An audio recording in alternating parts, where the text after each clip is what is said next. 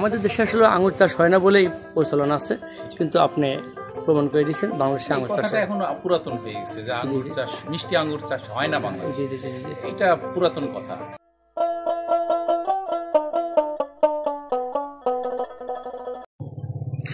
প্রিয় দর্শক মণ্ডলী, আসসালামু আলাইকুম। দেশ ও দেশের বাইরে যে যেখান থেকে এই মুহূর্তে আমার অনুষ্ঠান দেখছেন, আমি গদুলি সেলিম, গদুলি কৃষি চ্যানেলের পক্ষ থেকে আপনাদের সবাইকে ধন্যবাদ জানিয়ে শুরু করছি আজকের অনুষ্ঠান। প্রিয় দর্শক, আমি আজ এসেছি আমাদের রাজশাহী জেলার বাঘা উপজেলার পৌরসভার 1 নম্বর ওয়ার্ডের সাতানি গ্রামে। এই গ্রামেই আঙুর চাষ করে সফল হয়েছেন তারিফ ভাই। তিনি 1 বছর পূর্বে শখের বসে আঙুর চাষ করে তিনি সফল হয়েছেন। তিনি তার বাগানে প্রায় 18 প্রজাতির আঙুর চাষ করে 18 প্রজাতির আঙুরে তিনি সফলতা পেয়েছেন। তাই আমি আজকে আসলাম তার এই আঙুর চাষের সফলতার গল্প শুনতে। আমি আপনাদের জানাবো এই আঙুর চাষের সফলতার গল্প। দর্শক দেখছেন, একটা কথা আপনাদের জানাই, আমার 10 দিন আগে আসার কথা ছিল, তাই তিনি আমার জন্য বাকি আঙুরগুলো হারভেস্ট করে এগুলো রেখে দিয়েছে। আমি দুঃখিত, দেখেন আঙুরগুলো অনেকটাই বলা তো নষ্ট হয়ে গেছে। আমি আপনাদের দেখাচ্ছি, দেখছেন দর্শক। তো তিনি ব্যাগগুলো খুলছে। আসসালামু আলাইকুম ভাই। ওয়ালাইকুম আসসালাম। কেমন আছেন ভাই? আছি আলহামদুলিল্লাহ। আচ্ছা ভাই, আমার তো 10 দিন আগে আসার কথা ছিল, আমি তো আসলে আসতে পারি নাই। এসে দেখি আপনার আঙুর হারভেস্ট হয়ে গেছে, বাকি কিছু আঙুর রেখে দিয়েছেন ব্যাগিং করে। এই আঙুরগুলো দেখছি অনেকটা নষ্ট হয়ে গেছে ভাই। এটা হয়তো আমাদের জন্য নষ্ট হয়েছে, তাই না? শেষ হয়ে গেছে ভাই। এই হারভেস্টের সময় কত? বৃষ্টি হচ্ছে এখন মের 10 তারিখের মধ্যে এগুলো হারভেস্ট করার সময়। মের 10 তারিখের মধ্যে হারভেস্ট করার সময়। আসলে এখন 10 দিন পার হয়ে গেছে, বৃষ্টি শুরু হয়ে গেছে, নষ্ট হয়ে যাচ্ছে। আচ্ছা, একে কি সুস্থ ভালো রাখা যায় তো না কোনো পদ্ধতিতে? উপরে আপনার পলি শেড দিলে, শেড দিলে বৃষ্টি না হলে পরেই এটা ভালো থাকে। তার মানে বৃষ্টি আসলে প্রত্যেকটা ফলের জন্যই, পাকা ফলের জন্য বৃষ্টি দেওয়া যায়, এবং অধিক বৃষ্টি হলে এটার মিষ্টতা কমে যায়। হ্যাঁ, এবং নষ্ট হয়ে যায়, এবং পাখিও তো খেয়ে যায় আপনি বেশিরভাগে। ভাই তাহলে আপনি আজকে হারভেস্ট শেষ করবেন, তাই না? তো আপনার তো দীর্ঘদিন আঙুর চাষ করে আপনার সফল, সবাই আপনাকে চিনছে সারা দেশে। আঙুর তো চাষ করার জন্য অনেকে উদ্যোক্তা হচ্ছে, অনেকেই উদ্যোগ গ্রহণ করেছে আঙুর চাষ করবে। তো আমাদের দেশে আসলে আঙুর চাষ হয় না বলেই প্রচলন আছে, কিন্তু আপনি প্রমাণ করে দিয়েছেন বাংলাদেশে আঙুর চাষ এখন পুরাতন হয়ে গেছে যে আঙুর চাষ, মিষ্টি আঙুর চাষ হয় না বাংলাদেশে। জি জি জি জি এটা পুরাতন কথা। হ্যাঁ, এটার মানে সত্যতা নাই। তবে দেখতে পাচ্ছি ভাই, দেশে কয়েকশো বা তার অধিক উদ্যোক্তা আঙুর চাষ অলরেডি করা শুরু করে দিয়েছে আপনাদেরটা দেখে। তো আশা রাখি তারা সফল হবে। আরো অনেকে চাচ্ছে আঙুর চাষ করতে, ভয় পাচ্ছে। আমি বলি, আমি প্রথমে 3 বছর আগে চয়ন জাতের আঙ্গুর, যেটা জাতের 9টা গাছ দিয়ে আমরা শুরু করি, ওইটাতে আঙ্গুর প্রচুর আসছিল। প্রায় এক এক গাছে 15-20 কেজি করে আঙ্গুর আসছিল।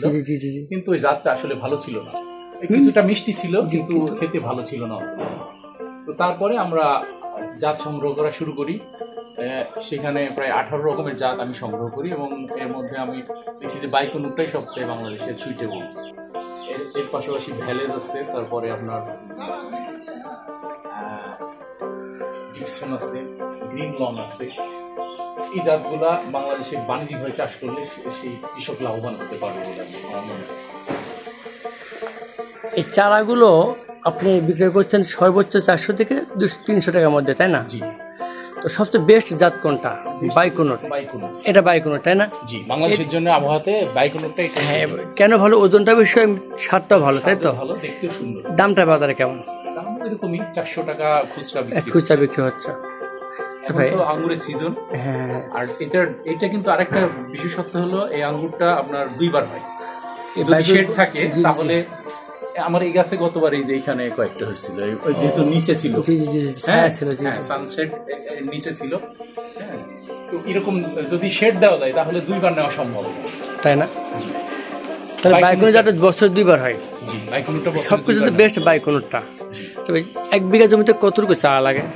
এটা 400 চারা দেওয়া। জমির লিজ খরচ এবং জমি একটা ফল আসা পর্যন্ত পরিচর্যা করতে একটা জমিতে কত টাকা খরচ হয়? আমার মনে হয় যে 60 থেকে 70 হাজার টাকা। 60,000 টাকা আর 20,000 টাকা ধরো, আমার 1 লক্ষ টাকার মধ্যে আমি একটা জমিতে আঙুর চাষ করে শেষ করতে পারবো। আচ্ছা, 1 বিঘা জমিতে প্রথম বছর 1 বিঘা জমিতে কত মণ আঙুর পাওয়া সম্ভব? এটা একটা গাছে আপনি যদি 400 গাছ হয়, এক গাছে আপনার আপনি প্রথমবারে আপনি 10 কেজি ধরেন। আপনার আনুমানিক আপনি কত টাকা, আপনি এক বিঘাতে আঙুর বেচছেন কত টাকা? না, আমি ওইভাবে এখনো তো হিসাব করেননি? করতে পারিনি, সামনে ইনশাল্লাহ করবো মনে করছি। 1.5 লক্ষ টাকা মতো আপনি এক বিঘা জমিতে 1.5 লক্ষ টাকা বিক্রি হচ্ছে, সেসব কম হচ্ছে প্রথম বছরে। আমি খরচ তারপরের বার থেকে আর খরচ নাই। এক কথাতে আমি খরচ ছাড়াও আমি আমি কিছু আয় করতে পারবো। আপনারা তো কম করে ধরলেন, আরো বেশি কিছু সম্ভব। দ্বিতীয় বছর থেকে কত কেজি আসবে? 40 কেজি বা 30 কেজি, আপনি 20 কেজি করে ধরতে পারবেন, ডাবল। আমি সেখান থেকে তাহলে 3 লক্ষ টাকা পেতে পারি। তার মানে এক বিঘা আঙুর জমিতে শুধু এটাই না, এরপরে যদি চারা বিক্রি করতে পারেন আপনি। হ্যাঁ, আঙুরের বিজনেস তো চারাতে না, চারা আসলে মূল টার্গেট হওয়া উচিত না ভাই। টার্গেট হওয়া উচিত না। বর্তমানে যারা নার্সারি বিজনেস, নার্সারি ব্যবসায়ী, তাদের মূল ব্যবসা এখন ভাই চারা। আমরা যেটাই বলি না কেন, চারা এখন মূল ব্যবসা। আচ্ছা ভাই, তাহলে আপনি এখন সেইভাবে ব্যবসাটাকে নেননি, আপনি আঙুরটাকে আপনি মেন ভাবে নিচ্ছেন। আপনি কি আরো কি করবেন? ইচ্ছা আছে।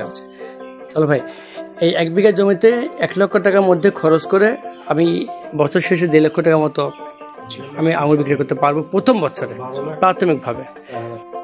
প্রথম বছরে ভাই একটা গাছ, একটা এক বিঘা আঙুর বাগান থেকে প্রথম বছরে আমরা 4-5 লক্ষ টাকা বিক্রি করতে পারি, এটা আমার ধারণা মতে। আর দ্বিতীয় বছরে গিয়ে সেখানে আমরা 7-8 লক্ষ থেকে 10 লক্ষ টাকা আমরা মানে আশা করতে পারি সম্ভব।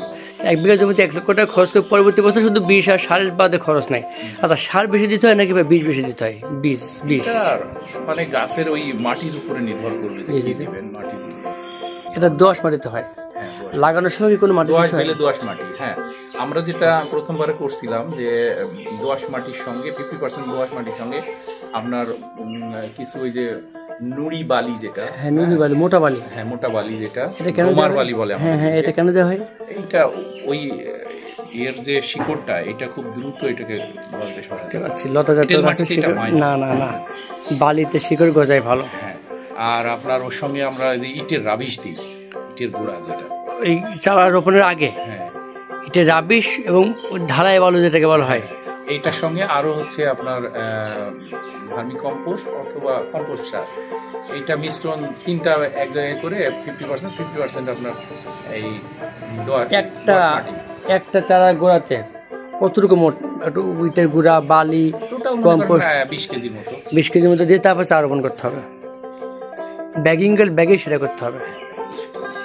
আচ্ছা, একটা গুরুত্বপূর্ণ তথ্য জানালেন, বুঝছেন? অনেকে আঙুর লাগায়, কেন মিষ্টি হয় না, কেন ভালো হয় না, এই তথ্য সে জানে না। এর আরো আছে, এর সঙ্গে আপনার জৈব রাসায়নিক কিছুটা দিতেই হয়, হ্যাঁ, না হলে গাছের গ্রোথ খুব কম হয়। তাহলে ভাই আঙুর চাষ করে সফলতা অর্জন করা সম্ভব। জি, আঙুর চাষ করে বর্তমান দেশে যারাই চাষ করছে বাণিজ্যিকভাবে সবাই সফল হয়েছে, এর মধ্যে আপনি একজন। যারা আঙুর চাষ করতেছেন আপনারা অবশ্যই আঙুর চাষ করবেন। আঙুর চাষের রোগ বালাইয়ের পরিমাণ খুবই কম আছে, এক্সপ্রেস তো বর্তমান সময় দিতে হচ্ছে কীটনাশক, এটা করতে হবে। তাছাড়া জি, পলিনেট হাউস আমরা সবাই জানি রোগ বালাই খুব কম হয়, এবং বিকল্প অল্প টাকায় এগুলো করতে হবে, বুঝতে হবে। জি, আমরা সবুজ নেট দিয়ে দেখলাম অনেকে করতে, সবুজ নেট দিয়ে, ওটা তো সেফটি। হ্যাঁ, হয়তো বৃষ্টির জন্য সেফটি না, কিন্তু পোক পাকালি বা বিভিন্ন আক্রমণ থেকে, রোগ বালাই আক্রমণ থেকে সেফটি।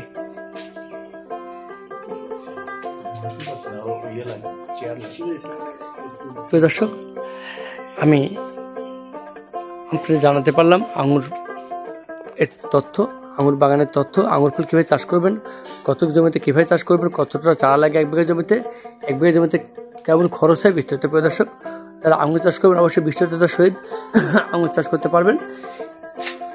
বর্তমানে আঙুরটাও চাষ করে খুবই আমাদের দেশে রেয়ার এবং সফল হওয়া সম্ভব হচ্ছে। আপনারা নিঃসন্দেহে আঙুর চাষ করতে পারবেন, এবং বিস্তারিত জানতে আমি ভাইয়ের নাম্বার দিয়ে দেবো আমার ডিসক্রিপশনে, অবশ্যই ভাইয়ের সাথে যোগাযোগ করবেন। ভালো থাকবেন সবাই, আসসালামু আলাইকুম।